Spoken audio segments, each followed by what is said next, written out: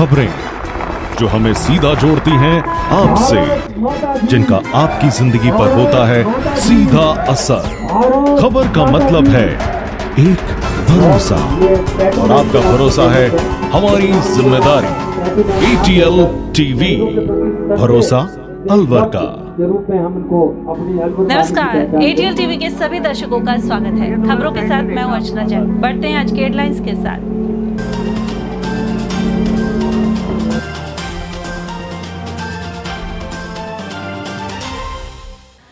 Pickup पलटने से एक गौ तस्कर और 2 गौवंश की गई जान। वहीं SP आवास के पीछे गाड़ी में भरकर गाय ले जाने का हुआ नाकाम प्रयास। शहर में वाहन चोरों की बड़ी सक्रियता, 2 मोटरसाइकिल हुई पार और CCTV फुटेज आया सामने। जेल में भिड़े रेप के आरोपी 2 कैदी और 1 हुआ जख्मी। खाना बनाने को लेकर हुआ विवाद। और जन्माष्टमी पर भव्य शोभा यात्रा को मंत्री भूपेंद्र यादव ने दिखाई हरी झंडी। वहीं श्रद्धालुओं ने व्रत रखकर की भगवान श्री कृष्ण की आराधना। और अब खबरों को हम जानेंगे विस्तार से। अलवर में गौ तस्करों को मौका मिलते ही वे जहां गायों की तस्करी का प्रयास करते हैं, वहीं अलवर के दिल्ली मुंबई एक्सप्रेसवे पर गौ तस्करों की पिकअप पलटने से एक शातिर की जान चली गई। इसके अलावा वाहन में मौजूद 3 गौवंश में से 2 की मौत हो गई। यह घटना शनिवार तड़के करीब 4:30 बजे की है। गोविंदगढ़ थाने के ASI बने सिंह के अनुसार पिकअप पलटने की सूचना पर पुलिस जाब्ता मौके पर पहुंचा। यहां हाईवे पर पिकअप पलटी हुई थी और इसमें 32 साल के युवक का शव मिला है। इसके अलावा दूसरा युवक गंभीर रूप से घायल है। घायल युवक तारीफ नूह मेवात क्षेत्र का निवासी है और उसकी उम्र करीब 20 साल है। उसके होश में आने के बाद ही पूरी जानकारी मिल पाएगी। वहीं जांच में पुलिस को पता लगा कि पलटे हुए वाहन में तीसरा व्यक्ति भी था जो फरार हो गया। और वहीं अलवर शहर में आकर गौ तस्कर पिकअप में गायों को ले जाने का प्रयास कर रहे हैं। कभी वह सफल हो जाते हैं तो कभी गौ रक्षकों और पुलिस की सक्रियता से उनके हाथ नाकामी लगती है। गत रात्रि दुस्साहसी गौ तस्कर SP निवास के पीछे पहुंचे और एक गाय को पिकअप में डाल दिया, लेकिन गौ रक्षकों को भनक लग गई और उन्होंने पीछा शुरू कर दिया। जेल चौराहे के पास सड़क पर लोहे की कील डालकर बदमाशों की गाड़ी का टायर पंक्चर कर दिया गया। हालांकि पंक्चर टायर से पिकअप को भगाते हुए जब वे टेल्को चौराहे की ओर जाने लगे तो गाड़ी एक गड्ढे में फंस गई। इसके बाद गौ तस्कर मौके से भाग गए। वहीं गाड़ी में रस्सों से बंधे गौवंश को मुक्त करवाया गया। इस मामले की सूचना पुलिस को दी गई और पुलिस ने भी मौके पर पहुंचकर गौ रक्षकों का साथ दिया। साथ ही पिकअप गाड़ी को जब्त कर लिया गया है। आज एक हमारे ग्रुप में सूचना आई कि एक गाड़ी हरमान सर्किल की तरफ से शहर में घुसी है, जिसमें 5-6 लोग मुंह पे कपड़ा बांधकर खड़े हैं। उस गाड़ी के पीछे डाले के अंदर गाड़ी में पिकअप में बैठे थे। उस पिकअप को देखा, उसने ग्रुप में सूचना दी कि ये पिकअप यहाँ से निकल रही है और उन्होंने पुलिस को तुरंत सूचना दी। पुलिस को सूचना देने के बाद उस पिकअप का उन्होंने पीछा किया। वो पिकअप इंदिरा कॉलोनी SP निवास के पीछे से उधर एक गाय को उसमें डाल लिया। तो वरुण भाई ने हमको बताया कि भाई ऐसे ऐसे पिकअप में गाय को डाल लिया है। तो गाय को डालने के बाद हम पूरी जो हमारी टीम थी वो पूरी एक्टिव थी। हमारी जो पूरी टीम थी जेल सर्किल पे हमने उनको डिटेन कर लिया। वो गाड़ी नंगली सर्किल से होते हुए अंबेडकर सर्किल और भगत सिंह से होते हुए जेल सर्किल पहुंची। जेल सर्किल पे हमारी टीम ने उस गाड़ी को रोकने का प्रयास किया, वो रुकी नहीं। एक कांटा आता है जिससे उस गाड़ी को हम पंचर कर सके, वो हमने हमारे जो उपकरण है वो बनवा रखे हैं। उसको हमने उस टायर को गाड़ी को पंचर किया। गाड़ी को पंचर करने के बाद उसका पीछा करते हुए वो तिजारा पाठक पुलिया से आगे वो गाड़ी को छोड़ के और वहां से भाग गए। हमने उस गाड़ी को पकड़ लिया। उसमें एक गौ माता थी, उसको हमने जान बचा ली। गौ माता को हमने गौशाला भिजवा दिया। उस गाड़ी को पुलिस ने अपने अंडर में ले लिया। अलवर जेल में खाना बनाने के विवाद में 2 कैदी आपस में भिड़ गए। यह घटना शुक्रवार शाम की है। दोनों कैदी दुष्कर्म के आरोप में यहाँ बंद हैं। जानकारी के अनुसार पूर्णन लाल ने दूसरे कैदी आकाश से बेलन मांगा, लेकिन उसने हमला कर दिया। इसके चलते पूरण की कई उंगलियां कट गई, जिसे जिला अस्पताल में भर्ती करवाया गया। उधर जेल अधीक्षक शिवेंद्र शर्मा ने फोन पर झगड़े की बात से इनकार करते हुए कहा कि कैदी खाना बनाने के दौरान एक मशीन से घायल हुआ है। वहीं जिला अस्पताल के कैदी वार्ड में पूरण का उपचार जारी है। क्या घटना हुई है? मशीन से कटा हूँ। कैसे? दोस्त से लड़ाई होगी। अच्छा, किस बात को लेकर हुआ झगड़ा? ऐसे हो रहा था, रोटी के बारे में हो रहा था। बेलन नहीं दे रहा था। उसका क्या नाम है? उसका नाम आकाश सतीश। जन्माष्टमी के उपलक्ष्य में रविवार को अलवर शहर में गायत्री मंदिर के समीप यादव धर्मशाला से भव्य शोभा यात्रा निकली। इसे केंद्रीय मंत्री और सांसद भूपेंद्र यादव ने हरी झंडी दिखाई, साथ ही पौधरोपण कर पर्यावरण संरक्षण का संदेश दिया। शोभा यात्रा शहर के प्रमुख मार्गों से होती हुई वापस यादव धर्मशाला राधा कृष्ण मंदिर पहुंची। इसमें 21 भव्य झांकियां शामिल थी, जिनमें भगवान श्री कृष्ण के जीवन और लीलाओं का चित्रण किया गया। साथ ही 200 महिलाओं द्वारा कलश यात्रा निकाली गई। इस मौके पर भजन कीर्तन हुए और ढोल नगाड़े बजते रहे। जिला प्रवक्ता पंकज यादव और कार्यक्रम संयोजक राजपाल सहित अन्य पदाधिकारी ने इस बारे में जानकारी प्रदान की। जी बताइए क्या कार्यक्रम? आज श्री कृष्ण जन्माष्टमी के पावन पर्व पर आज यादव सभा शहर की ओर से और पूरे शहर के अंदर एक मंगल झांकी का आयोजन किया जा रहा है। इसमें हमारे माननीय केंद्रीय मंत्री भूपेंद्र यादव जी झांकी को हरी झंडी दिखाकर रवाना करेंगे। और जिस तरह से श्री कृष्ण भगवान ने विभिन्न लीलाओं के द्वारा, विभिन्न एक्शंस के द्वारा अपने समाज में प्रेरणा और एक अनुकरणीय संदेश देने का प्रयास किया था, उसी तरह से विभिन्न प्रकार की झांकियां सजा करके और भगवान कृष्ण लीला का प्रदर्शन यहाँ किया जाएगा। और भगवान श्री कृष्ण को याद करते हुए विभिन्न प्रकार के कार्यक्रम आयोजित किए जाएंगे। शाम को संध्या कालीन में एक सत्संग और कीर्तन का आयोजन किया जाएगा। आज शोभा यात्रा प्रमुख मार्गों से निकाली जाएगी। जैसे यहाँ से यादव मंदिर से शुरू होगी, जो अशोका टाकीज और त्रिपोलिया होती हुई होप सर्कस पहुंचेगी, वहां से चर्च रोड होते हुए मन्ने के बाद पहुंचते और उसके बाद पुलिस कंट्रोल होते हुए वापस मंदिर में आएगी। और आज शोभा यात्रा को केंद्रीय मंत्री श्री भूपेंद्र यादव जी और राज्य मंत्री श्री संजय शर्मा जी हरी झंडी दिखा करके शुभारंभ करेंगे। और समाज के सभी गणमान्य व्यक्ति यहाँ मौजूद हैं और आप देख रहे हो काफी संख्या में, बहुत संख्या में अच्छे शहरवासी आए हुए हैं, सभी गणमान्य लोग आए हैं। महिलाओं की संख्या बहुत अच्छी है, बहुत अच्छा कार्यक्रम होता है। गौरतलब है कि भाद्रपद अष्टमी को द्वापर युग में भगवान श्री कृष्ण ने अपने भक्तों की रक्षा के लिए देवकी और वासुदेव के गर्भ से कारागृह में जन्म लिया। उधर इस मौके पर निकली शोभा यात्रा में बड़ी संख्या में महिलाओं की भागीदारी रही। उन्होंने भगवान श्री कृष्ण के भजन भी गाए। इसके चलते गायत्री मंदिर रोड पर चहल पहल बनी रही।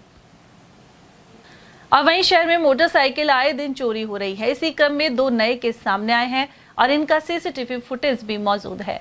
वैशाली नगर थाना क्षेत्र के निवासी रामनिवास द्वारा दर्ज रिपोर्ट के अनुसार उनकी बाइक घर की गैलरी में खड़ी थी, लेकिन सुबह गायब मिली। भरतपुर के नदबई का निवासी रामनिवास यहाँ किराए पर रहता है।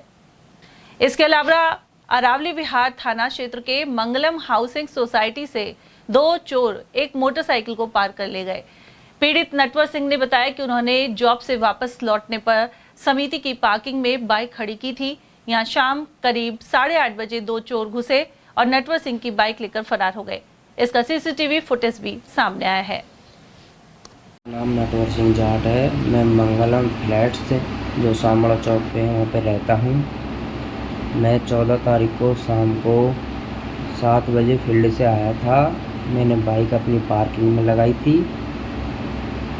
8:15 पे 2 चोर आए थे। उन्होंने बाइक को वहाँ से उठा लिया। उसके सीसीटीवी फुटेज भी हमारे पास हैं। कृपया करके पुलिस इस मामले की जांच करके हमारी सहायता करे। गौरतलब है कि पिछले अरसे में अलग अलग थाना क्षेत्रों में ऐसी कई घटनाएं हो चुकी हैं। वहीं ज्यादातर मामलों में चोरों का सुराग नहीं लग पाया है। अलवर जिला अस्पताल में भी चोरियों का सिलसिला बढ़ रहा है। यहाँ आई वार्ड से गत रात्रि एक मरीज के परिजन का मोबाइल चोरी हो गया। पीड़ित आरिफ ने बताया कि 3 दिन पहले उनकी पत्नी को यहाँ भर्ती करवाया गया था। शुक्रवार देर रात अज्ञात चोर ने करीब 20,000 कीमत का उनका मोबाइल पार कर लिया। आरिफ ने इसी वार्ड में भर्ती एक मरीज और उसके साथी पर शक जाहिर किया है। इसकी शिकायत चौकी इंचार्ज संतराम को दी गई है। वहीं कोतवाली में रिपोर्ट दर्ज करवाई जा रही है। ये है कि फ़ोन लगा रखा था चार्जिंग पे, तो मुझे नींद आ गई थी। मैं सो गया था। मेरे घरवाली ने देखा उसको, उसकी तरफ फ़ोन की तरफ देखते हुए वही फ़ोन लग रहा है। तो उसके बाद मुझे तो नींद आ गई थी। 12 और 1 का टाइम हो रहा था। उसके बाद मैं 2-3 बजे खड़ा हुआ, 2 बजे। उसके बाद में फ़ोन नहीं मिला मुझे। मैंने फ़ोन नंबर मिलाया, कॉल करी तो फ़ोन स्विच ऑफ आया। चोरी हो गया। उल्लेखनीय है कि इससे पहले जिला अस्पताल में कई मरीज और उनके परिजनों के मोबाइल पार हो चुके हैं। ऐसे में अस्पताल के वार्डों में भी गश्त और संदिग्ध लोगों पर नजर की जरूरत बनी हुई है। कोटकासिम क्षेत्र के बेरावास में 2.5 साल के बालक नितेश कुमार की कोबरा सांप के काटने से जान चली गई। नितेश अपने घर के बाहर खेल रहा था और परिजन घर में थे। अचानक बालक की चीख सुनकर परिजन बाहर दौड़े तो देखा कि नितेश को काटकर कोबरा घर में घुस रहा था। यह सांप पास के एक खेत से आया था। इसके बाद सर्प को घर से निकालकर मार दिया गया और नितेश को कोटकासिम से अलवर जिला अस्पताल रेफर किया गया, लेकिन यहां डॉक्टर्स ने उसे मृत घोषित कर दिया। मृतक के परिजन प्रदीप कुमार ने घटनाक्रम की जानकारी दी। उधर इस हादसे के बाद बालक के परिवार सहित पूरे गांव में मातम छा गया। मेरे छोटे बच्चे को सांप ने डस लिया। वो खेत में रहता है, खेत से बाहर निकला था, वो सांप घर में ही आके घुस गया। किस तरह का सांप था? काला कोबरा। अच्छा, तो बच्चा कहाँ रहता है आपका? खेत में रहता है, खेत में ही मकान है, खेत पर ही मकान है। अच्छा, आप कहाँ थे उस टाइम? मैं काम पे था। घर पे कौन था? घर पे उनकी मम्मी थी। अच्छा, बच्चा कितनी उम्र है? बच्चे की 2.5 साल उम्र है। भाद्रपद मास कृष्ण पक्ष की नवमी पर 17 अगस्त को गोगा नवमी मनेगी। इस दिन घरों में गोगा बाबा की जोत देकर खुशहाली और सुख समृद्धि की कामना की जाएगी। पंडित जगदत्त शर्मा ने यह जानकारी दी। उन्होंने बताया कि वीर गोगा जी को जाहर वीर गोगा के नाम से पूजा जाता है। शास्त्रों में उन्हें सर्पों के देवता की मान्यता प्रदान की गई है। वहीं गुरु गोरखनाथ का शिष्य माना गया है।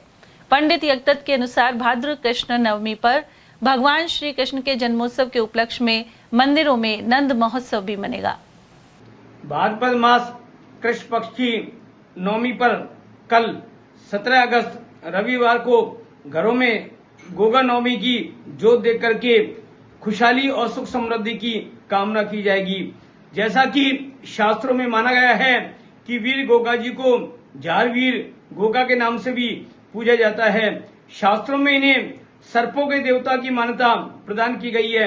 इनकी पूजा अर्चना करने से, घरों में बाबा की जोत देखने से सर्पदंशों से व सर्प के किसी प्रकार के काटने से मुक्ति प्राप्त होती है और पुत्र पौत्रादि का विशेष आशीर्वाद प्राप्त होता है। ग्रंथों में गुरु गोरखनाथ के परम शिष्य गोगा बाबा माने गए हैं। भाद्रपद कृष्ण नवमी पर ही कल मंदिरों में श्री कृष्ण जन्मोत्सव के उपलक्ष्य में नंद महोत्सव मनाया जाएगा। यह नंद महोत्सव जन्माष्टमी के दूसरे दिन मनाया जाता है। इसलिए कल मंदिरों में 17 अगस्त रविवार को बड़ी श्रद्धा के साथ नंद महोत्सव मनाया जाएगा। महिलाओं द्वारा कल सामूहिक रूप से नंद के आनंद भयो जय कन्हैया लाल की और इसी के साथ यशोदा मैया दे दे बधाई, कान्हा की जन्म सुन के आई, यशोदा मैया दे दे बधाई जैसे भजनों पर नृत्य करके नंद महोत्सव का पर्व बड़ी श्रद्धा के साथ मनाया जाएगा। शास्त्रोक्त यह पर्व भगवान श्री कृष्ण के पिता नंद बाबा द्वारा नंद गांव में मिठाइयां, ऋतुफल, वस्त्र और आभूषण आदि बांट करके नाच गाने से बधाइयों तक के रूप में यह पर्व बड़ी श्रद्धा के साथ मनाया जाता है, जिसमें सभी श्रद्धालु यशोदा मैया वे नंद बाबा से बधाइयों के रूप में भगवान श्री कृष्ण का आशीर्वाद प्राप्त करते हैं और भगवान श्री कृष्ण के दीर्घायु के लिए और नंद बाबा के यहाँ खुशहाली व पुत्र जन्म के उपलक्ष्य में नंद महोत्सव बड़ी श्रद्धा के साथ मना करके इस जन्माष्टमी के 2 दिवसीय पर्व का समापन किया जाता है। और अब आपको दिखाते हैं स्वतंत्रता गौरव उत्सव समिति द्वारा कंपनी बाग स्थित शहीद स्मारक पर आयोजित एक शाम शहीदों के नाम कार्यक्रम की झलक। इस कार्यक्रम में देशभक्ति का रंग छाया रहा। वहीं उत्तर प्रदेश के हापुड़ से आए पंडित अभिषेक गौतम आकर्षण का केंद्र रहे। उन्होंने अपने शरीर पर 636 शहीदों के नाम, 11 महापुरुषों के चित्र और 2 शहीद स्थलों के टैटू बनवा रखे हैं। इस मौके पर पूर्व कर्नल और आर्मी जवानों की मौजूदगी के मध्य देशभक्ति गीत और सांस्कृतिक प्रस्तुतियों का सिलसिला चला। इस कार्यक्रम का सीधा प्रसारण ATL चैनल पर किया गया। वहीं पूर्व केंद्रीय मंत्री जितेंद्र सिंह और पूर्व मंत्री शकुंतला रावत ने भी श्रद्धांजलि अर्पित की। इसके अलावा दीप प्रज्वलित किए गए। समिति के आह्वान पर लोगों ने अपने घरों और प्रतिष्ठानों पर भी दीप जलाकर शहीदों और सीमा पर खड़े जवानों के प्रति सम्मान प्रकट किया। वहीं अतिथियों ने पुष्प अर्पित कर कहा कि ऐसे आयोजन नई पीढ़ी में देशभक्ति की भावना सुदृढ़ करने के साथ ही देश प्रेम और एकता का संदेश देते हैं। कार्यक्रम में समिति संयोजक गौरी शंकर विजय के अलावा तमाम पदाधिकारियों की मौजूदगी रही। उधर हापुड़ से पंडित अभिषेक गौतम भी शहीद स्मारक पहुंचे। उन्होंने बताया कि शहीदों और महापुरुषों के प्रति प्रेम और सम्मान दर्शाने के लिए शरीर पर सैकड़ों टैटू बनवाए हैं। इनमें 636 शहीद, 11 महापुरुष एवं 2 शहीद स्थलों के टैटू शामिल हैं। गौरतलब है कि स्वतंत्रता गौरव उत्सव समिति द्वारा हर साल यह कार्यक्रम पूरे जोश के साथ आयोजित किया जाता है। इस बार भी स्वतंत्रता दिवस की संध्या को आयोजन संपन्न हुआ। सब अलवर वासियों को स्वतंत्रता दिवस की शुभकामना देता हूं। आज ये प्रोग्राम हर साल की भांति देश प्रेम के लिए शहीद दिवसों के उपलक्ष्य में, इसमें अलवर के नागरिक, गणमान्य नागरिक और अलवर की सेना के लोग पार्टिसिपेट करते हैं और अपने प्रेम भाव से अपने स्वतंत्रता के प्रति लोगों को दिखाते हैं और अब एकता, जिससे कि अपने लोगों में, अलवर के नागरिकों में देशभक्ति की भावना पैदा हो। बहुत बहुत धन्यवाद। अलवर में विजय मंदिर के समीप सपना एनजीओ द्वारा संचालित आनंदम निःशक्त एवं निराश्रित गृह का निरीक्षण किया गया। यहाँ जायजा लेने के लिए विधिक सेवा प्राधिकरण के अध्यक्ष अनंत भंडारी के निर्देश पर सचिव मोहनलाल सोनी पहुंचे। इस गृह में 18 से 70 साल आयु के 58 पुरुष रह रहे हैं। इनमें से अधिकांश न्यूरो संबंधी रोगी हैं।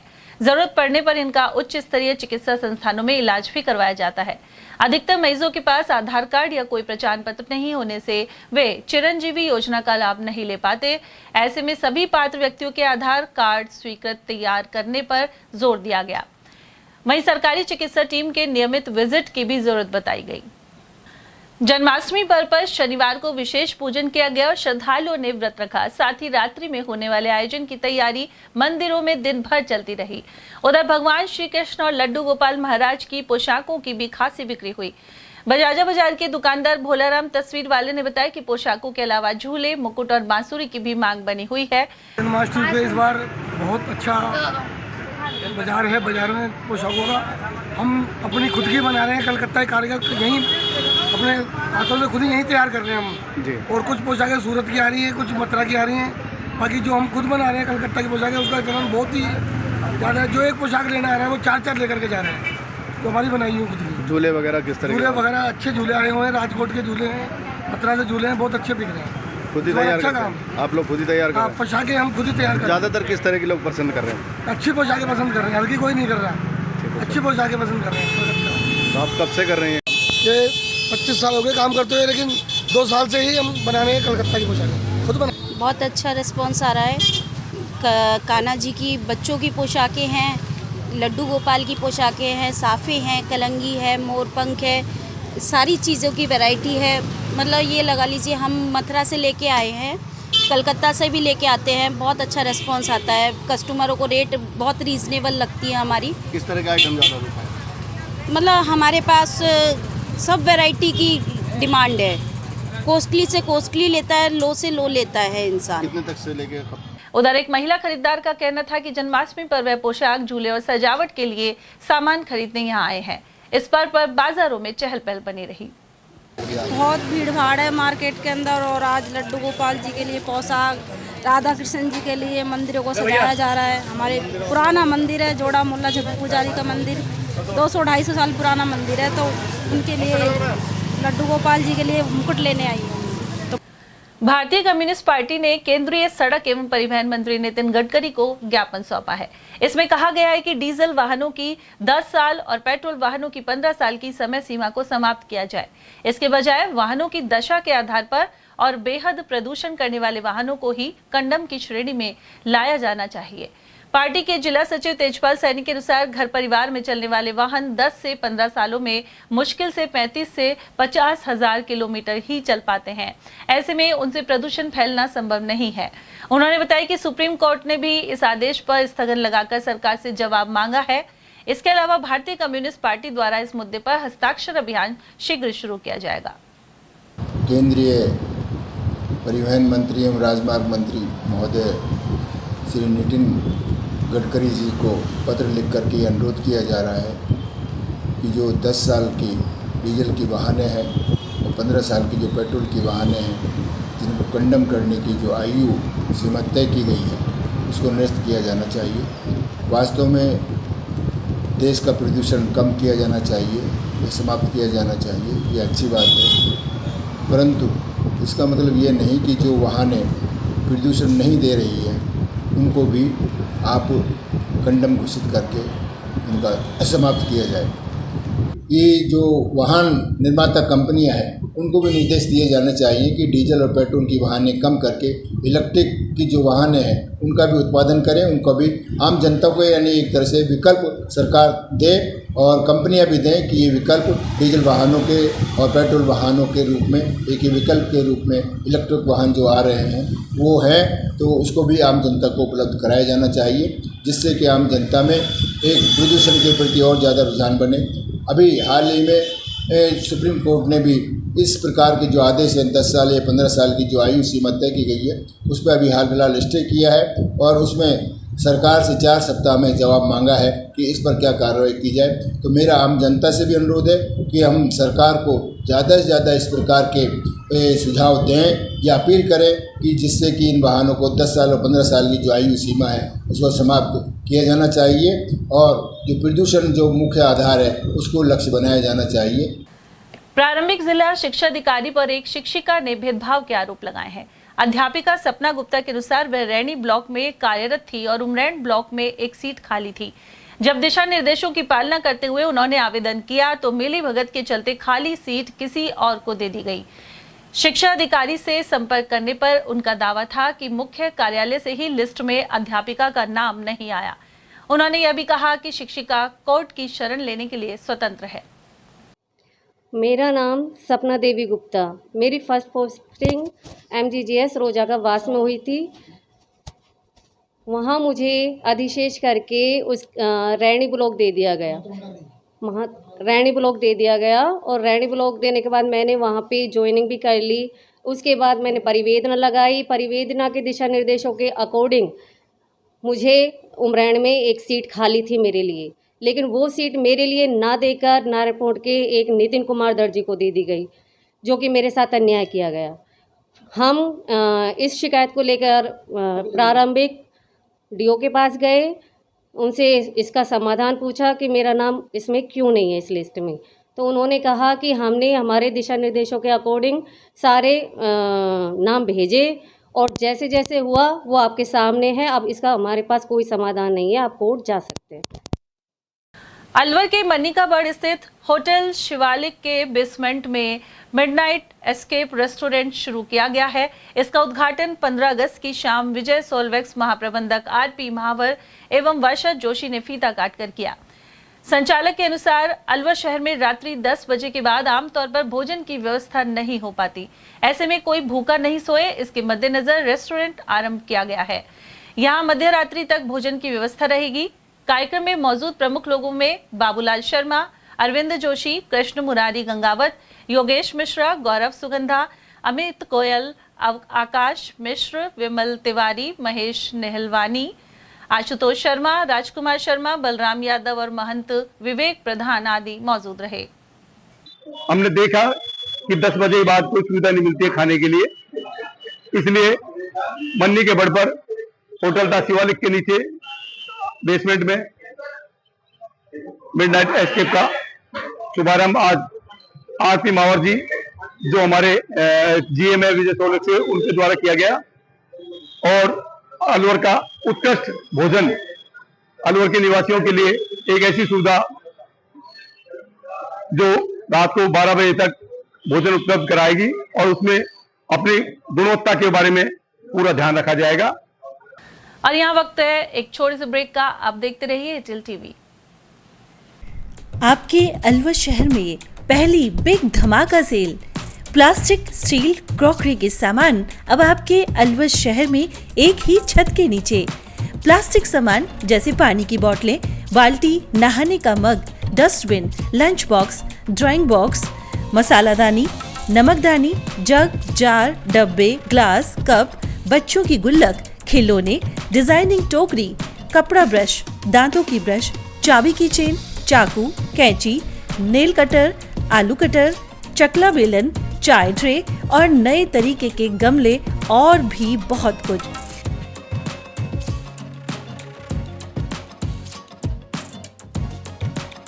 स्टील के सामान भी जैसे स्टील चम्मच, ग्लास, कप, जग, थाली, परात, चलना, पूरी जारा और नॉन स्टिक आदि प्रकार के स्टील आइटम। यह सेल कुछ ही समय के लिए है। समय है प्रातः 9 बजे से रात्रि 9:30 बजे तक। पता नोट करें, पुरुषार्थी धर्मशाला, विवेकानंद चौक, Ashoka talkies, Alwar.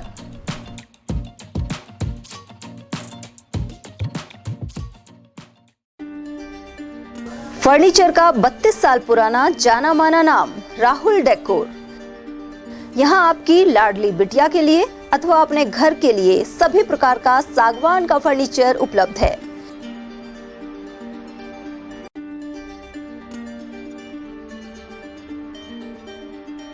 Double bed, dressing table, sofa set, सागवान एवं कपड़े वाले तथा सेंटर टेबल, भट्टी कलर, स्टील अलमारी, ब्रांडेड एवं सॉफ्टी फोम के गद्दे आपकी नाप तोल से बनाए जाते हैं।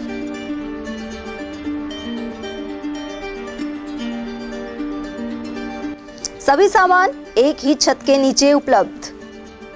हमारा पता है अलवर बोर्ड, जसवंत तिराहे से पहले, कटी घाटी, Alwar.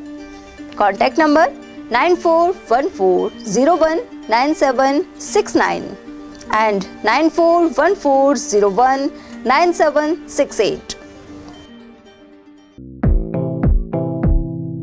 Doctor Shroff charity eye hospital Alwar द्वारा दी जाने वाली सुविधाएं जैसे RGHS, ESHS, TPA।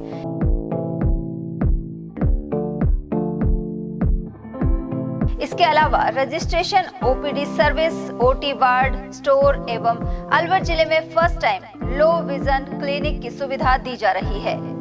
Low vision aid clinic जो दिव्यांग बच्चों जिनकी निगाह बहुत सारे इलाज के बाद भी कम रह जाती है, उस ऐसे मरीजों के लिए या ऐसे बच्चों के लिए जो बेस्ट पॉसिबल जो डिवाइसेस होते हैं वो हमारे पास अवेलेबल है, जिससे हम ऐसे बच्चों का मदद कर सकते हैं।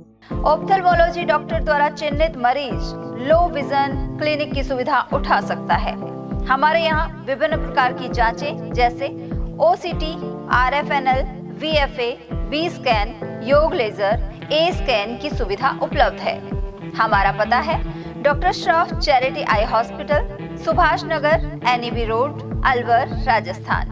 Contact number 014423705559। हीरे, सोने, चांदी के जेवरातों के विक्रेता दुर्गा प्रसाद सुनील दत्त ज्वेलर्स, बजाजा बाजार, अलवर।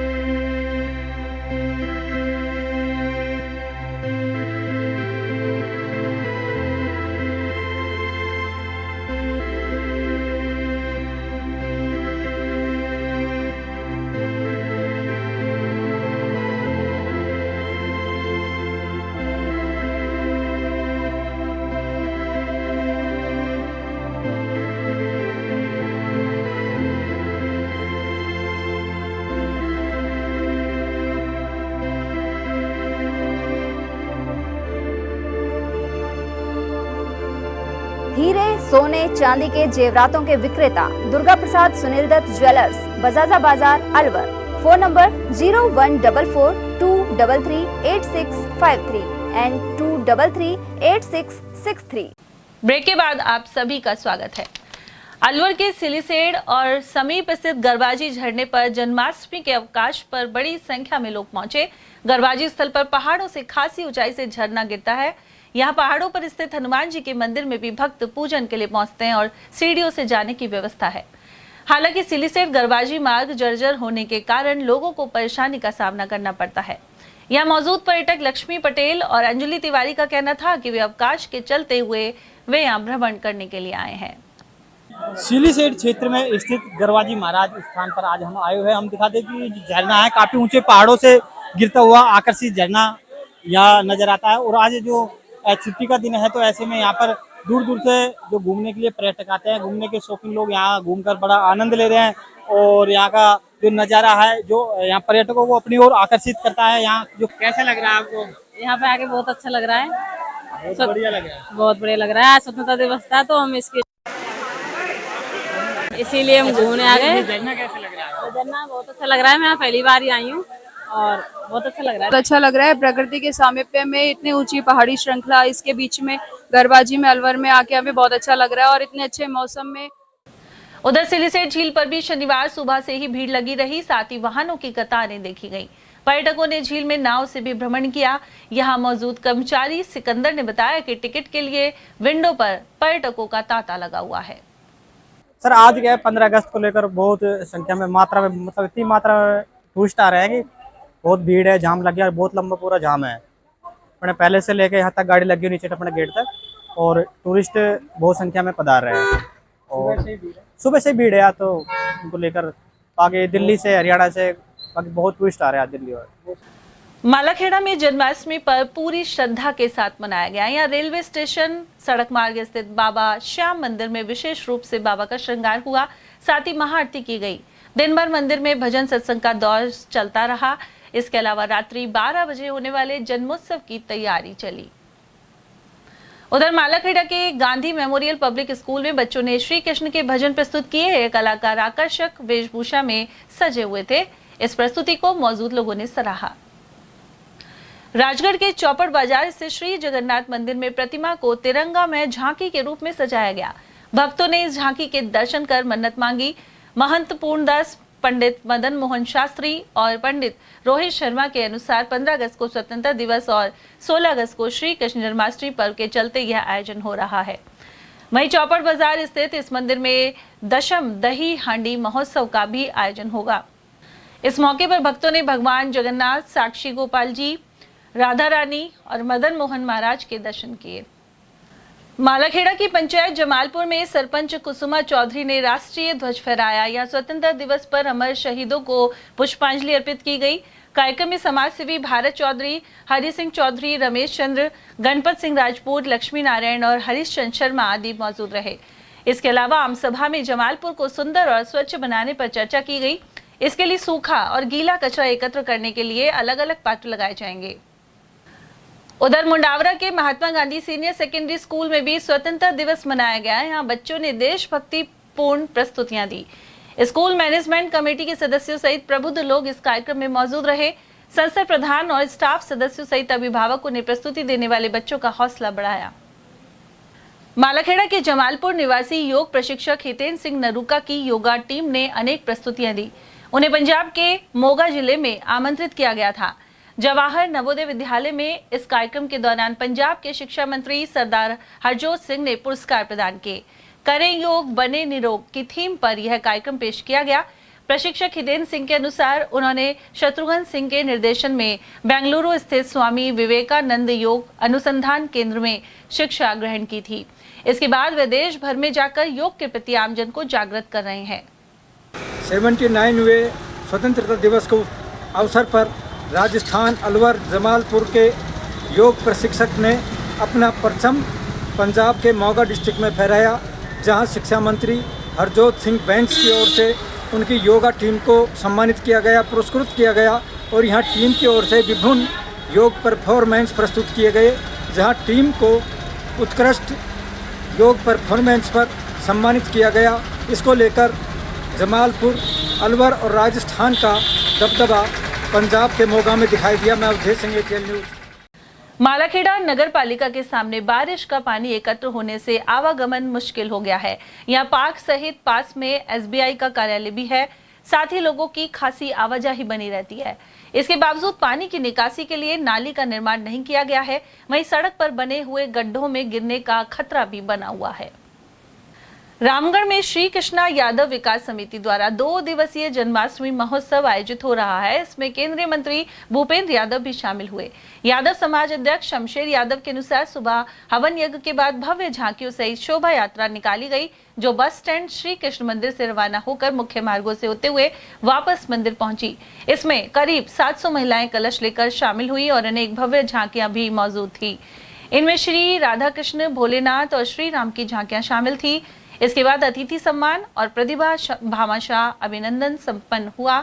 मुख्य अतिथि केंद्रीय मंत्री भूपेंद्र यादव रहे, साथ ही अध्यक्षता रामगढ़ विधायक सुखवंत सिंह ने की, जबकि विशिष्ट अतिथि के रूप में युवा भाजपा नेता मोहित यादव, भाजपा जिला अध्यक्ष अशोक गुप्ता, पूर्व उप जिला प्रमुख रमन गुलाटी सहित एडवोकेट देवेंद्र दत्ता, भगवान सैनी, महावीर प्रसाद जैन, एडवोकेट दिनेश शर्मा और जवाहरलाल तनेजा शामिल थे।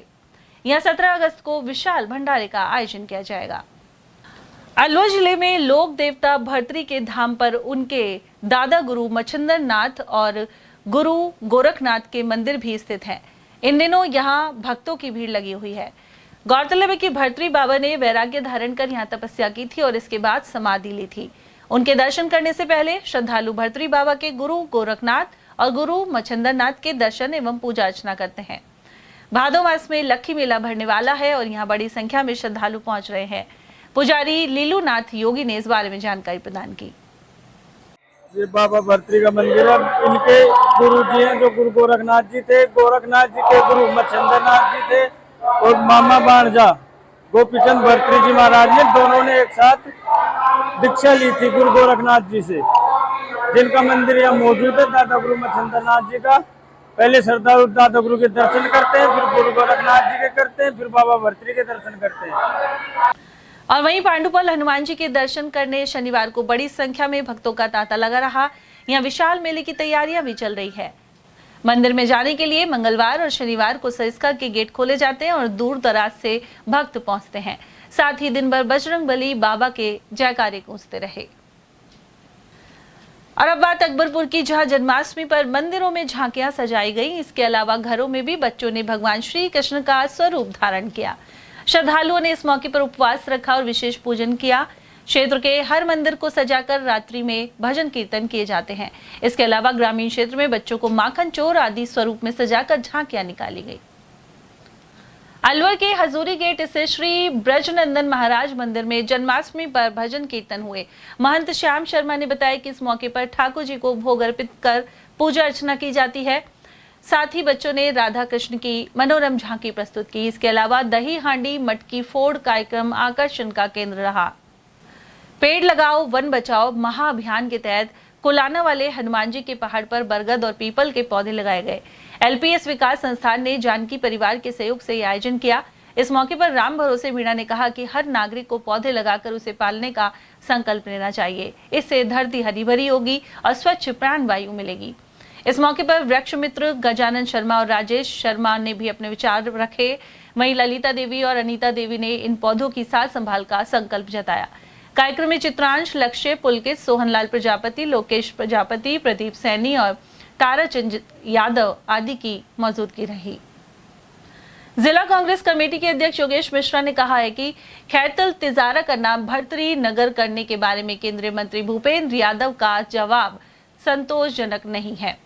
उन्होंने यह भी कहा कि अब तक के कार्यकाल में अलवर जिले के लिए सांसद यादव ने कुछ नहीं किया है। इसके अलावा सरिस्का सीटीएच, जेसीबी खरीद, ऑटो टिप्पर खरीदने, सरस डेयरी और सफाई ठेके आदि में भ्रष्टाचार के आरोप कांग्रेस जिला अध्यक्ष ने लगाए हैं।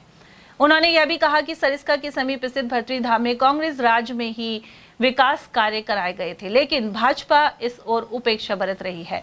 साथ ही अपनी राजनीति के लिए योगी राज भर्तरी का उपयोग करना चाहती है। इससे पूर्व भगवान श्री राम के नाम पर अयोध्या मंदिर को लेकर राजनीति की गई थी। तो केंद्रीय मंत्री और अलवर के सांसद भूपेंद्र सिंह यादव ने प्रेस कॉन्फ्रेंस करके ये कहा है कि भर्तरी जी का नाम से जो नया जिला बनाया भर्तरी नगर, जो खैरतल तिजारा को चेंज कर रहे हैं, वो यथावत रहेगा, नहीं बदला जाएगा। और मुख्यालय पे भी स्थिति स्पष्ट नहीं की है, जनता आक्रोशित है। आप पार्टी के जिला अध्यक्ष हैं, क्या कहना चाहेंगे? ये खैरथल और तिजारा दोनों पुराने शहर हैं। हमारे नेता भंवर जितेंद्र सिंह जी ने कांग्रेस राज में माननीय मुख्यमंत्री अशोक गहलोत जी से सिफारिश करके खैरथल तिजारा का मान सम्मान रखने के लिए खैरथल तिजारा जिला बनवाया था। और भारतीय जनता पार्टी के हमारे सांसद और केंद्रीय मंत्री माननीय भूपेंद्र जी पहले तो प्रेस कॉन्फ्रेंस करवाते, तो नाम बदलवाते हैं, बाबा भर्तरी के नाम पे नाम रखते हैं। फिर कभी कहलवाते हैं इसका मुख्यालय हम भिवाड़ी बनाएंगे, कभी कहलवाते हैं, फिर जब जनता में आक्रोश आता है कहते हम नहीं मुख्यालय चेंज नहीं करें, मुख्यालय खैरतल ही रखेंगे। इनके जिला प्रमुख जी और जिला अध्यक्ष प्रेस कॉन्फ्रेंस करते हैं, कल फिर पार नहीं पड़ी तो भूपेंद्र जी ने प्रेस कॉन्फ्रेंस करी। मैं तो आपके चैनल के माध्यम से भूपेंद्र जी से पूछना चाहता हूं कि ऐसी क्या आफत आई जो आपको खैरथल तिजारा जिले का नाम ही बदलना पड़ा। आप कहते हो हमने तो नाम बाबा भर्तृहरि के नाम पे नाम रखा है। मैं ये कहता हूं भर्तृहरि जी हमारे भी पूज्य है, भर्तृहरि जी लोक देवता हैं। भर्तृहरि जी ने सारा राजपाट छोड़ के राजनीति से दूर हटके भगवान में मन लगाने के लिए संन्यास लिया था, तपस्या की थी भर्तृहरि भाभी। और आप उनको सत्ता लोलुपता के चक्कर में भर्तृहरि जी कोई राजनीति में घसीटने लग गए। आप कहते हो वो लोग हैं जो राम का विरोध करते हैं। मैं भूपेंद्र जी की जानकारी के लिए आपको बता देना चाहता हूं, आप पहुंचा देना उनको एक खबर। जब राजीव गांधी जी प्रधानमंत्री थे, राम मंदिर के पट उन्होंने खुलवाए थे। राम मंदिर का शिलान्यास राजीव जी ने करवाया था। और ये लोग राजनीति के नाम पर राम को बेच करके राजनीति करके 3 बार सत्ता में आ गए। अब की बार भगवान राम इन पे कुपित हुए थे और अयोध्या से हरवाए इनको। तो अधूरे मंदिर के निर्माण में इन्होंने उसका अधूरे मंदिर का इन्होंने लोकार्पण कर दिया वोटों के चक्कर में, चुनाव के चक्कर में। तो भगवान राम का अपमान तो ये खुद करते हैं, बाबा भर्तृहरि का अपमान तो ये खुद करते हैं बीजेपी वाले। वो हमारे पूज्य हैं, लोक देवता हैं, उनका हम सब सम्मान करते हैं, उनकी पूजा करते हैं, सारा इलाका उनकी पूजा करता है। आपने भर्तृहरि जी को बेच दिया राजनीति के चक्कर में। खैरथल और तिजारा का अस्तित्व आपने खत्म कर दिया। खैरथल में तिजारा में इंसान रहते हैं। कल आपकी प्रेस कॉन्फ्रेंस हुई है भूपेंद्र जी, उसके बाद आप उसमें देख लो लोगों को कमेंट। तिजारा और खैरथल और आसपास के इलाके के पूरे जिले के लोग आपके पक्ष में एक का भी कमेंट नहीं है, सब आपके खिलाफ बोल रहे हैं। सर भूपेंद्र जी कह रहे हैं कि विरोध प्रदर्शन में ज्यादा लोग नहीं पहुंचे, जनता बीजेपी के साथ है, कांग्रेस के साथ नहीं है। देखिए, इनकी झूठ की दुकान अब बंद हो चुकी, जनता को इनकी असलियत पता लग चुकी। ये लोग विकास करा नहीं पाते। 1.5 साल एक सवा साल भूपेंद्र जी को मंत्री बने हो गया। इन्हीं के बीजेपी के जो निष्कासित विधायक हैं वो इन पे 500 करोड़ का घोटाले का आरोप लगा रहे हैं सीटीएच के मामले में। उसकी सफाई ये दे। इनके डीएफओ के इल्जाम लग रहे हैं, कोई माइंस वाला है वो प्रधानमंत्री जी के नाम चिट्ठी लिख रहा है कि साहब मेरे से 2 करोड़ रुपए तो आज ही मांगे, और फिर कहते हैं मुझे 30 लाख रुपए हर महीने चाहिए। उसकी चिट्ठी है, वो करा मेरी एक साथ तो मेरे पास है नहीं, से किस्त करा तो मैं तो धंधागीर आदमी हूं। जो अलवर शहर का सफाई का ठेका 2.5-3 करोड़ रुपए साल में होता था, उसका आपने 7 साल का 272 करोड़ का करवा दिया। कभी आज से पहले सुना है कि आपने 7 साल तक का इसका ठेका हुआ है? 1 साल का ठेका होता है सफाई का। ठेकेदार अच्छा काम करे, ठीक है, अगली बार उसे बदल देते हैं। और फिर भी शहर में कोने कोने में गंदगी पड़ी है। कभी यार ऑटो टिपर में घोटाले हो रहे हैं, उनका आप उद्घाटन कर रहे हैं, उनके टायर पुराने हैं। तो डेयरी में भी सुनने में आ रहा है। भूपेंद्र जी ईमानदार हो सकते हैं, अच्छे आदमी हो सकते हैं, लेकिन भूपेंद्र जी या तो आपको आपके साथी और आपके जो शागिर्द है वो बदनाम कर रहे हैं, उसके बारे में आपको सफाई देनी चाहिए। यह आपको बताना पड़ेगा कि डेयरी में 25 करोड़ की मशीन, जो कोई मशीनें आनी थी, वो 200 करोड़ की कैसे हो गई। यह आपको बताना पड़ेगा जो जेसीबी 28 लाख रुपए की मिलती थी, अलवर में 35 लाख में क्यों आई। यह आपको बताना पड़ेगा कि 2.5 करोड़ का ठेका 7 साल का मानो आप, तो 25 सत्ते 175, 20 करोड़ का हो जाता 7 साल का, वो 272 करोड़ कैसे हुआ। यह आपको बताना पड़ेगा कि आपके निष्कासित विधायक, पूर्व विधायक, वो आप पे 500 करोड़ का इन खान घोटालों में ब्लेम लगा रहे हैं। या तो आप इसकी सफाई दो, नहीं तो जनता में अब आग की तरह आपकी, ये क्या कहते हैं इसको, खुशबू भ्रष्टाचार की आग की तरह फैल रही है। उनको आप अपने से दूर करो, अपनी पार्टी से दूर करो जो इस भ्रष्टाचार में शामिल है। और अगर आप नहीं करते, उनको साथ लगा घूमते हो, तो सारा जिला ये मान रहा है कि आपका इस भ्रष्टाचार में पूरा सहयोग है। तो सवाल ये है कि अगर नाम चेंज होता है और उनका जो मुख्यालय चेंज होता है तो क्या कांग्रेस बड़ा आंदोलन करेगी, विरोध करेगी, क्या रणनीति रहेगी? निश्चित रूप से कांग्रेस पार्टी आंदोलन कर रही है। मुंडावर में 10 जगह भूपेंद्र जी के पुतले फूंक चुकी कांग्रेस पार्टी, और 1-2 दिन में आप देखना, या तो ये इसमें कोई निर्णय प्रॉपर ले ले, नहीं तो तिजारा में और खैरथल में इनके पुतले फूंकना शुरू होंगे। बड़ा आंदोलन होगा, खैरथल तिजारा बंद होंगे, सड़क से लेकर सदन तक लड़ाई लड़ेंगे। इतने हल्के में तिजारा और खैरथल का अस्तित्व खत्म नहीं होने देंगे हम, जितने हल्के में सोच रहे हैं। सर, प्रेस कॉन्फ्रेंस करके भूपेंद्र सिंह ने घोषणा कर दिया कि नाम भर्तृहरि नगर रहेगा, मुख्यालय पे कोई स्पष्ट नहीं किया है, तो उनका तो स्टैंड क्लियर हो गया। देखिए, अभी कोई स्टैंड क्लियर नहीं है, ये कंफ्यूज है। ये कहते हैं जो लोग राम के अस्तित्व, राम हमसे बड़ा राम का पूजक तो भूपेंद्र जी भी नहीं है। तो बीजेपी ने पेटेंट करवा रखा है राम को। राम सबके देवता हैं, हमारे दिलों में बसते हैं। आपने पहले राम को बेचा, अब आप भर्तृहरि को बेचना शुरू हो गए।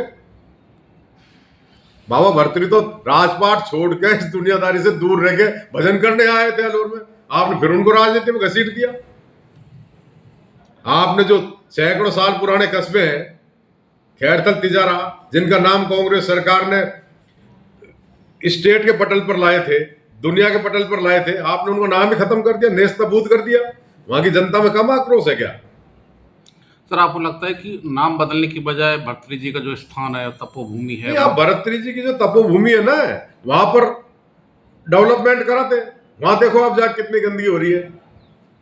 वो गोमुख है, उसमें पहले पानी आता था साफ सुथरा, वहां सफाई कराते। भर्तृहरि मंदिर को और डेवलप करते। भर्तृहरि पैनोरामा भी कांग्रेस के राज में बना था। आप भर्तृहरि का एक वहां पर कोई बड़ा स्मारक बनवाते, उनकी गाथाएं लिखते। ये तो भर्तृहरि बाबा का प्रचार प्रसार होता। आप तो भर्तृहरि जी को बेच रहे हैं, संतों को बिकने नहीं देंगे।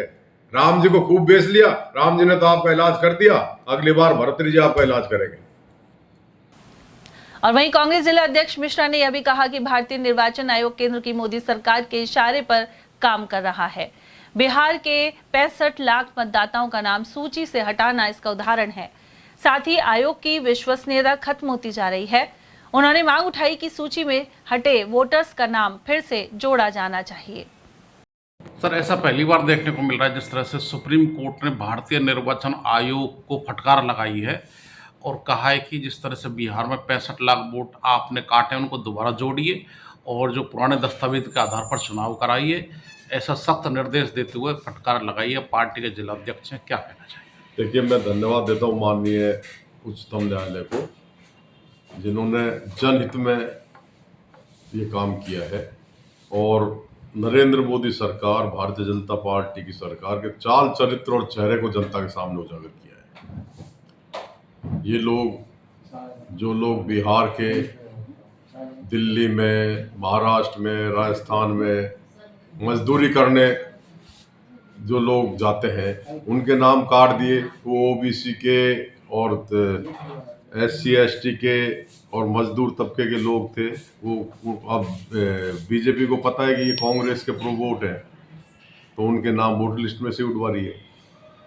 तो इनको फटकार भी लगाइए, वोट इनको जोड़ने भी पड़ेंगे। तो अब ये सब चीज़ें देश की जनता के, देश के आवाम के नज़र में आ गई है कि नरेंद्र मोदी जी वोट काट के, वोट चोर के सत्ता में आते हैं। 400 पार का नारा देने वाले को हिंदुस्तान की पब्लिक ने 240 पर समेट दिया। मैंडेट लोकसभा में इनके पास पूरा नहीं है, बैसाखियों की सरकार है। और चंद्रबाबू नायडू, नीतीश कुमार जिस दिन अपना समर्थन वापस ले लेंगे ना, उस दिन मोदी जी धड़ाम से जमीन पर गिर पड़ेंगे। अब वो ये चाहते हैं भाई किसी भी तरीके से ये इनके इन प्रकार हैं, शाम दाम दंड भेद, मैं सत्ता में बना रहूं, इसलिए अब वो इलेक्शन कमीशन ही बीजेपी का कार्यकर्ता बनने का काम करने लग गया। ये दुर्भाग्य है इस देश का। चुनाव आयोग स्वतंत्र संस्थान है, उसको तो निष्पक्ष और देश हित में काम करना चाहिए। लोगों को कितना भरोसा था चुनाव आयोग पे, आज आम आदमी चुनाव आयोग को शक की दृष्टि से देखने लग गया कि ये बीजेपी की कठपुतली बन के काम कर रहा है। सर, सोशल मीडिया पर इस तरह की चर्चाएं हैं कि प्रधानमंत्री चोरी की वोट से प्रधानमंत्री बने हैं, तो वोट चोर कहा जा रहा है मोदी जी को, प्रधानमंत्री जी को। आपकी क्या राय है? तो प्रत्यक्ष को प्रमाण की आवश्यकता नहीं है। अब इनकी जिस तरीके से राहुल जी ने विद प्रमाण प्रेस कॉन्फ्रेंस करी है, अगर चुनाव आयोग सच्चा है तो उन्होंने फिर इनकी वोटर लिस्ट वाली जो वेबसाइट उसको बंद क्यों कर दिया? उसको जनता के बीच में लेके आए, प्रमाणित करें कि इन्होंने वोट चोरी नहीं किए या इन्होंने फर्जीवाड़ा नहीं किया। अब इनकी चाल चरित्र और चेहरा जनता के सामने आ गया। और आप देखना आने वाले चुनाव में अगर बैलेट से चुनाव हो गए, थोड़ा सा राष्ट्रपति जी इसमें संज्ञान ले ले या उच्चतम न्यायालय से संज्ञान ले ले, तो मोदी जी तो साहब आपके 240 आई थी, इस बार 40 में सिमट जाएंगे। सर, राहुल गांधी जी 17 अगस्त से बिहार में आम आदमी के मतदान के लिए या आम आदमी के मतदान बने रहे उनके वोट के लिए एक कार्यक्रम शुरू कर रहे हैं। अब लगता है कि राहुल गांधी जी वोट की चोरी को रोकने के लिए और आम आदमी की वोट को सुरक्षित रखने के लिए लड़ाई लड़ रहे हैं। बिल्कुल, जब तक एक व्यक्ति एक वोट का अधिकार इस देश में आम आदमी को है, जब तक उस वोटर का अधिकार सुरक्षित नहीं रहेगा तो स्वतंत्र और निष्पक्ष चुनाव कैसे होगा? और स्वतंत्र और निष्पक्ष चुनाव नहीं होगा तो प्रजातंत्र कैसे जिंदा रहेगा? तो लोकतंत्र की रक्षा के लिए वोट चोरी रुकना अति आवश्यक है। कांग्रेस पार्टी का एक एक कार्यकर्ता, हमारे नेता, लोकसभा में नेता प्रतिपक्ष सम्मान्य राहुल गांधी जी के साथ है। जनता हमारे साथ अब लगने लग गई है। आम आदमी जो भारतीय जनता पार्टी के जो जिनके अंधभक्त थे वो भी अब दबे पैर बोलने लग गए कि यार मोदी तो बेईमानी करने लग गए। तो ये धीरे धीरे, और देखिए बुराई निश्चित रूप से बहुत जल्दी फैलती है। सर, इस प्रधानमंत्री मोदी जी की विश्वसनीयता कितनी खत्म हो गई? आम आदमी में जो विश्वास था, विश्वसनीयता तो मोदी जी की ठीक है।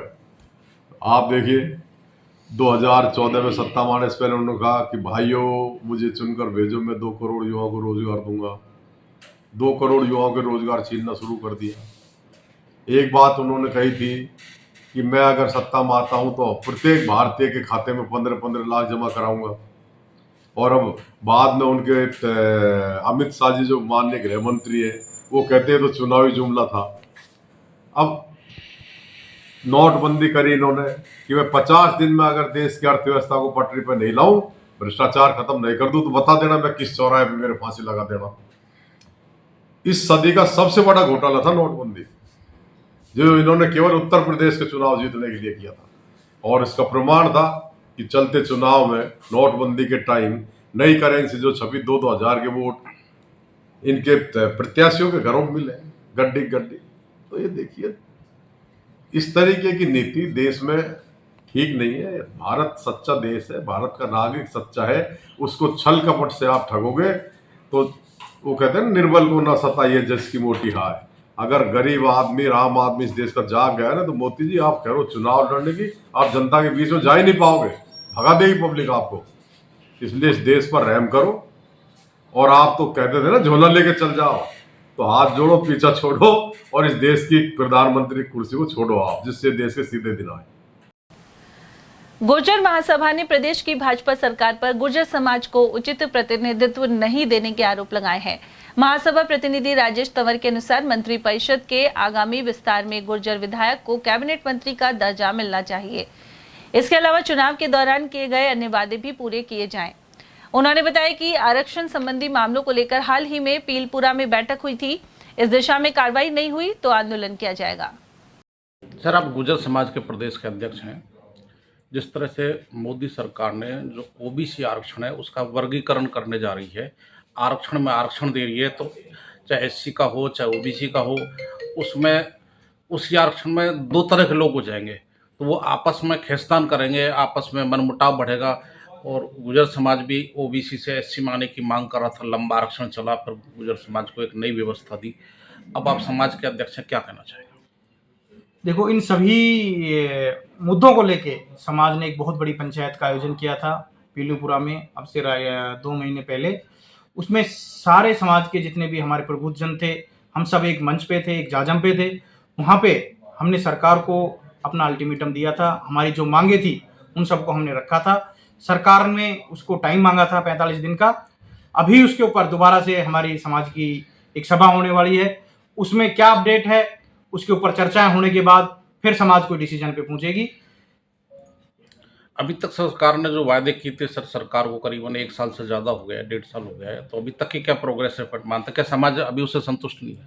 समाज में भारी रोष है और बीजेपी सरकार में ही अगर हम बात करें 2008 का जो आंदोलन हुआ था हमारे समाज का, उसमें हमारे 73 भाइयों ने शहादत दी थी, वो भी बीजेपी की सरकार थी और आज भी बीजेपी की सरकार है। हम ये चाहते हैं कि बीजेपी सरकार अपनी बंद आंखों को गुर्जर समाज के प्रति खोले और जो हमारी मांगे हैं उन मांगों का कहीं ना कहीं पूरा करने का काम करे। नहीं, गुर्जर समाज में भाजपा के प्रति भी बहुत भारी रोष है। सर, राजनीतिक रूप से आपको लगता है कि बीजेपी ने इस बार जितना कैबिनेट मंत्री तमाम जितने उनका अधिकार और हक बनता है उतना नहीं दिया है गुर्जर समाज को? बीजेपी सरकार, विशेषकर राजस्थान सरकार, हल्के में ले रही है। बिल्कुल, इसमें कोई दो राय नहीं है। अगर हम बात करें पूरे राजस्थान प्रदेश की तो गुर्जर समाज 35 से 40 सीटों पे अपना बहुमत रखता है। उसको देखते हुए गुर्जर समाज को अनदेखा किया गया है, बिल्कुल अनदेखा किया गया है। गुर्जर समाज को बिल्कुल जैसे बोलते हैं शहद में से मक्खी को निकाल दिया जाता है, उस प्रकार से किया गया है। अगर हमारे समाज में किसी एक को दिया गया तो जवाहर सिंह बेडम जी को भी मंत्री नहीं बना के उनको राज्य मंत्री जी का दर्जा दिया गया है। सर, मंत्री परिषद का विस्तार होना है राजस्थान में, आपको लगता है कि कैबिनेट मंत्री गुर्जर समाज को देना चाहिए? नहीं, हम आपके चैनल के माध्यम से ये मांग भी करना चाहते हैं और पूरे समाज की ये रुचि है कि हमारे समाज में से कैबिनेट मंत्री बने और जो गुर्जर समाज के जो मुद्दे हैं कैबिनेट मंत्री बनने के बाद वो मुद्दों को उठा सके और सरकार के सामने रख सके। आज की डेट में हमारे विधायक महोदय हैं, उनको कोई पद नहीं दिया हुआ। अगर वो कोई मुद्दा रखना भी चाहते हैं तो नहीं रख पाते हैं। तो हम सबकी और सर्व समाज की ये मांग है कि भाजपा सरकार गुर्जरों को अनदेखा ना करे और आने वाले दोबारा से पुनर्गठन में कैबिनेट मंत्री में हमारे समाज के साथियों को, हमारे साथ के विधायकों को उस कमेटी में जरूर शामिल करें और मंत्रिमंडल के विस्तार में उनका नाम हो। राजस्थान विधानसभा में नेता प्रतिपक्ष टीकाराम जूली ने 79वें स्वतंत्रता दिवस पर जयपुर में बड़ी चौपड़ पर ध्वजारोहण किया। साथ ही स्वतंत्रता सेनानी और संविधान निर्माता डॉक्टर भीमराव अंबेडकर को श्रद्धांजलि अर्पित की। उन्होंने कहा कि आज लोकतंत्र और मताधिकार पर खतरा मंडरा रहा है। लोकसभा में नेता प्रतिपक्ष राहुल गांधी इस मुद्दे को लगातार उठा रहे हैं, वहीं कांग्रेस पार्टी इस पर चुप नहीं बैठेगी और पूरे देश में विरोध प्रदर्शन जारी रहेगा। इस अवसर पर पूर्व मुख्यमंत्री अशोक गहलोत, प्रदेश कांग्रेस कमेटी अध्यक्ष गोविंद सिंह डोटासरा सहित अन्य नेता और कार्यकर्ता मौजूद रहे। नौगांवा कृषि कॉलेज के प्रशासनिक और एकेडमिक भवन का लोकार्पण रविवार को केंद्रीय मंत्री भूपेंद्र यादव करेंगे, जबकि अध्यक्षता कृषि विश्वविद्यालय जोबनेर के प्रोफेसर बलराज सिंह द्वारा की जाएगी। कॉलेज की डीन प्रोफेसर सुमन खंडेलवाल ने जानकारी दी। उन्होंने बताया कि कार्यक्रम में पूर्व सांसद डॉक्टर करण सिंह यादव, वन मंत्री संजय शर्मा और रामगढ़ विधायक सुखवंत सिंह विशिष्ट अतिथि रहेंगे। आयोजन की तैयारी पूरी कर ली गई है और इसे लेकर विधायक सुखवंत सिंह ने दौरा भी किया था। और चलते चलते एक बार फिर से नजर डालेंगे आज के हेडलाइंस पर।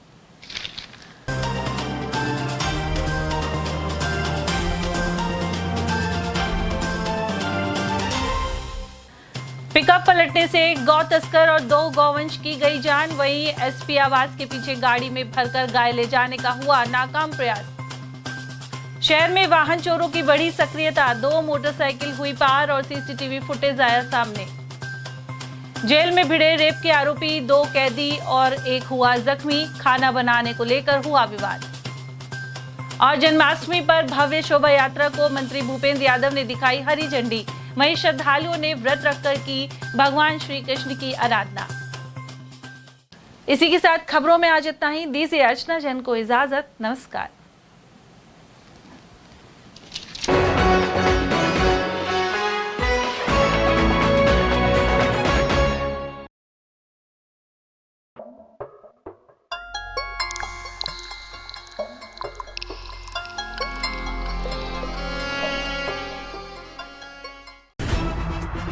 खबरें जो हमें सीधा जोड़ती हैं आपसे, जिनका आपकी जिंदगी पर होता है सीधा असर।